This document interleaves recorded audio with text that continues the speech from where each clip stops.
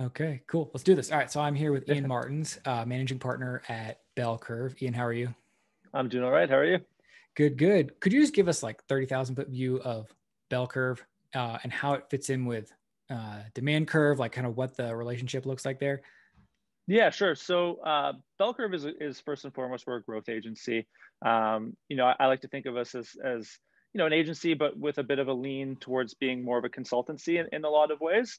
Um, the split between Bell Curve and Demand Curve is really that Demand Curve is all about empowering entrepreneurs, empowering growth marketers, and we do that through our communities and content and growth programs and so on and so forth. Whereas Bell Curve is the executional arm. So we execute on behalf of our clients that we work with. Got it. Cool. Okay, that's perfect. And so you're looking to hire a copywriter or copywriters for Bell Curve specifically. Could you just kind of describe what exactly it is that you're looking for? Yeah, absolutely. So, you know, we're when we relaunched Bell Curve, about 6 months ago, we came at it from this viewpoint that there's a really big gap between brand marketing and performance marketing. And you see that in-house at companies, you see that in terms of how agencies are selected to collaborate. You have like brand agencies and you have performance agencies, and there's a lot that gets lost in that canyon. And so when we look at the landscape and we think about the value that we have to add as an agency, um, there's kind of this area that we want to attack, which is there's a gap in terms of how businesses articulate their brand story and articulate their value to the marketplace to like various personas at scale. And how do you do that at scale? And so from a copywriting perspective, it's the work of doing that, right? And so we start working with a lot of our clients building, was working with a strategist to build brand strategies. And then that evolves into, okay, now how do we bring that story to life? And that's where the copywriter comes on board. And so we're really looking for somebody who has cut their teeth in direct response marketing for sure. They understand funnels, they understand conversion copywriting, they understand that tactical side of copywriting. But ideally, they've had exposure to brand thinking. They've had exposure to, maybe more traditional agency, like big idea campaign thinking. And so, those two lenses at which you look at the world can come together to be very effective in terms of doing the work that we're trying to do as an agency. Got it. That's awesome. Will this person be strictly writing? Is there an account management aspect to the role? There's no account management aspect to the role, but there is opportunity for some client facing conversations. I think we're very collaborative with our clients, and we kind of work as an extension of their team. So you're not going to be account managing per se. We have our team that does that. The way that we operate is every client gets a growth strategist, and then that growth strategist partners with copywriters and other kind of marketing professionals to execute on the work. So they kind of Got become it. that point person. Yeah, Got it. So is copywriting sort of part of a pool that those growth strategists can pull from as needed? precisely. Yeah, and so for what we're looking for right now is we have opportunity for a full-time hire, but we also are looking for freelance writers as well, to engage with. That's awesome.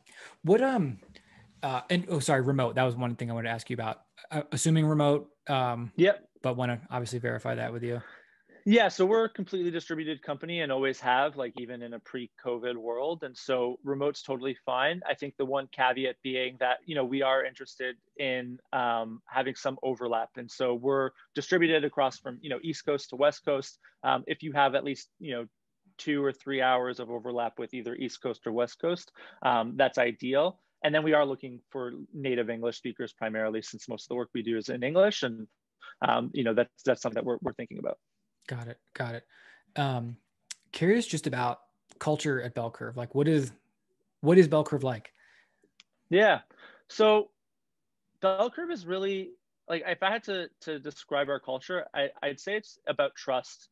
And so we're really focused on bringing on just very high quality, very capable people, and then giving them all the room in the world to do their work. And this is it sounds so stereotypical, especially like when you think of the valley. It's all hire great people and then get out of their way and let them do their thing. You rarely see that actually happen in practice, but it's Yeah. something that we have to do as an agency, just simply because of the model around which we are built. So we keep our core in-house team quite small, and lean on freelancers of all kinds. Like copywriting is one of them, but performance marketing, PR, engineering, all sorts of different freelancers to execute on behalf of our clients. And so we're constantly building these small teams to be the operating, functional marketing teams for these companies. And so we need to bring people on who know what they're doing, they're capable, we give them the room to do their thing. And we're really just leading strategy at a high level and saying, this is the direction we're going. How can you help us take our client in that direction? That's cool. I appreciate you saying that, because I know I've talked to many folks who kind of come into roles expecting a maker's schedule, end up on a manager schedule. And it's very frustrating to try to do creative work when your day is pockmarked with meetings and other responsibilities, and you don't have time to like do the research, the brainstorming, kind of the deep thinking that is required for that good creative output. Yeah, I'm pretty protective of everybody's time. We try to work as asynchronously as possible.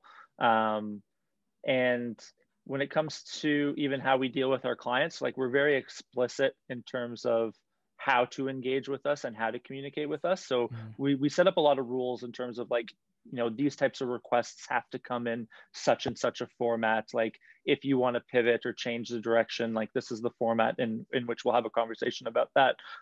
We don't have shared Slack channels with our clients so that they can't just be like pinging us all day. Like we've been very thoughtful of how we set up the operations of the company to allow people to get their work done and not be at meetings all day.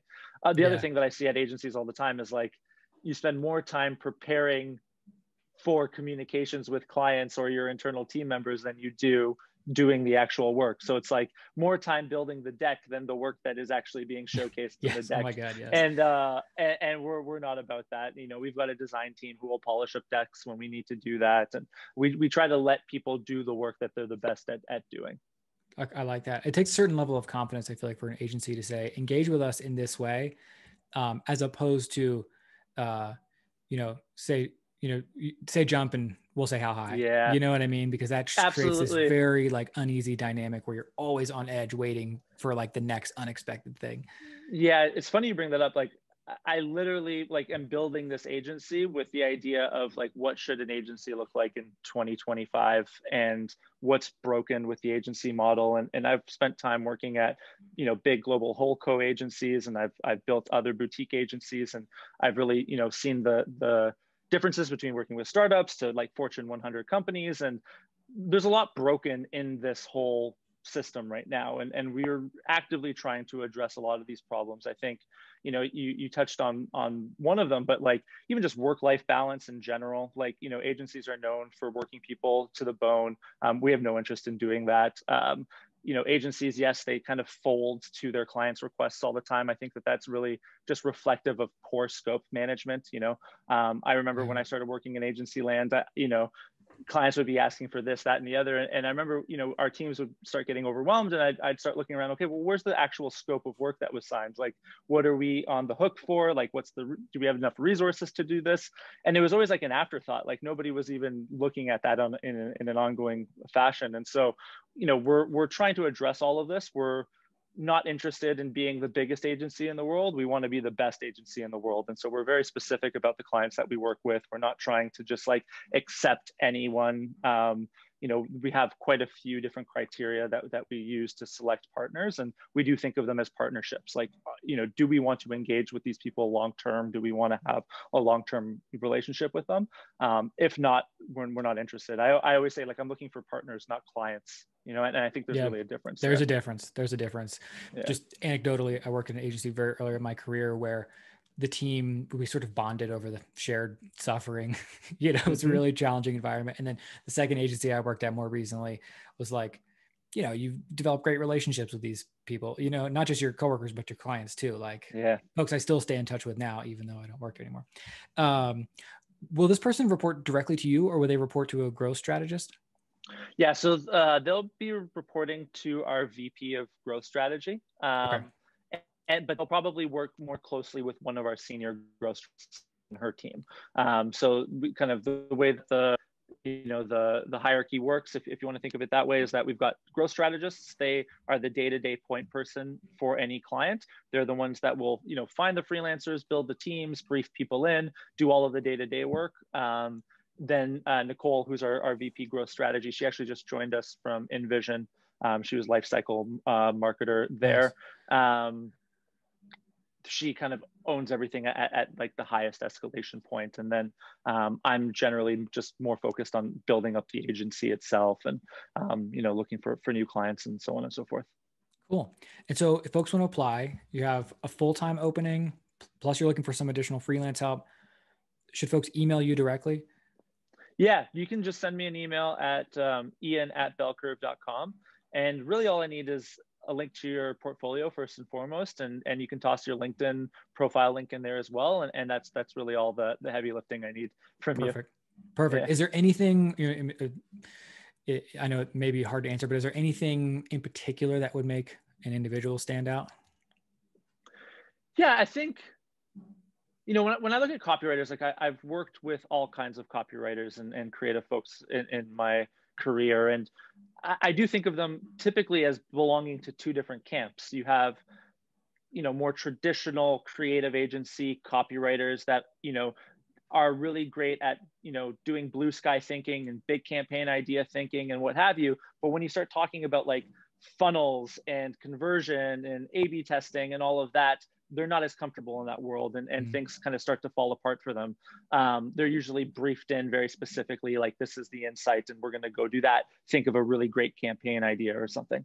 Right. And then on the opposite end of the spectrum, you've got copywriters that are great. They understand funnels, they understand conversion copywriting, they understand all of that, but they don't really have that blue sky creative thinking. Like they haven't been exposed to it. They haven't necessarily worked on brand, initiatives or anything like that. So ideally, I'm looking for people that have dipped their toe in both worlds and kind of understand that holistically from end to end.